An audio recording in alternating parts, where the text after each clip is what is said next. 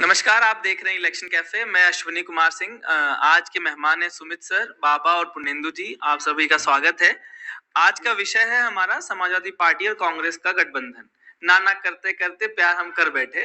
वही वाली बात आज साबित हुई है कि पहले ना ना करते थे और अब आज मुहर लग गई कि दोनों पार्टियों का अलायंस होगा और हो रहा है। और घोषणा भी हो गई, 17 सीट और 62 और 1 सीट दी गई है आजाद पार्टी को। आपको क्या लगता है कि ये जो गठबंधन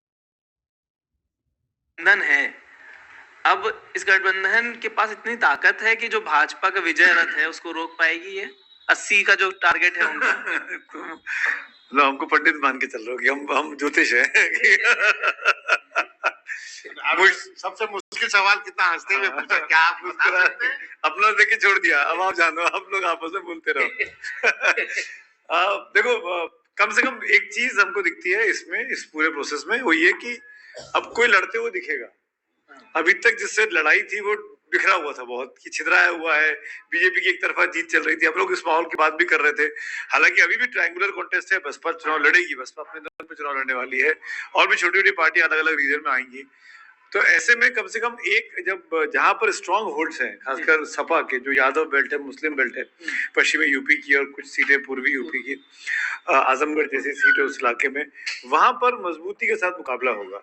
बीजेपी जो 64 का ख्वाब देख रही थी कि 80 पर पहुंच जाएगी या 74 पर पहुंच जाएगी, जब बाबा ने कल परसों कहा था कि 74 तो हो ही जाएगा उनका, मुझे ऐसा लगता है कि अब उसमें चुनौती आएगी। मैं ये नहीं कह रहा हूँ कि बीजेपी से वो लोग सीट ले गया, बीजेपी नहीं जीतेगी, पर मैं ये कह रहा हूँ कि बीजेपी को अब मेहनत करनी पड़ेगी।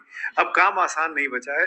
और दूसरी बात ये कि जो वोट बैंक है अखिलेश यादव का और कांग्रेस के साथ मोटे तौर पर मुसलमान इस देश में एक पीछे लामबंद करता हुआ दिख रहा है। सपा की ताकत भी मुस्लिम वोट बैंक है, कांग्रेस की ताकत भी मुस्लिम वोट बैंक है, और ये राहुल गांधी की यात्राओं ने इसको और कंसोलिडेट किया है उनके पीछे, कि कम से कम एक लड़का है, एक पॉलिटिशियन है जो लड़ता हुआ दिखाई दे रहा है।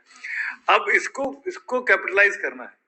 एक अच्छी जमीन तैयार हो गई है, उसको कैसे भुना पाते हैं, ये आगे के कैंपेन पे, और कैंपेन कितना सकारात्मक होगा, मैं फिर बोल रहा हूँ, कैंपेन को पॉजिटिव होना जरूरी है। मोदी हटाओ इज नो कैंपेन।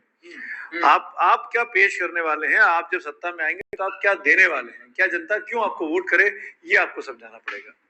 एक, जैसा कि सुमित ने कहा, एक अल्टरनेटिव प्रोग्राम आपको देना होगा। केवल आप कुछ गाली गलौज करके आप इसको निगेटिविटी करके नहीं कर सकते। एक तो सबसे बड़ी बात है कि एक शुरुआत हुई है, जैसा कि आपने भी कहा, नाना करते हुए प्यार कर बैठे, तो ये प्यार होने में बहुत देर लग गई। और इस प्यार को करवाने में प्रियंका गांधी का काफी बड़ा रोल है। कभी हाँ हुई थी, कभी ना हुई थी, उसके बाद बात आके मुरादाबाद सीट पे अटक गई थी। मुरादाबाद सीट जो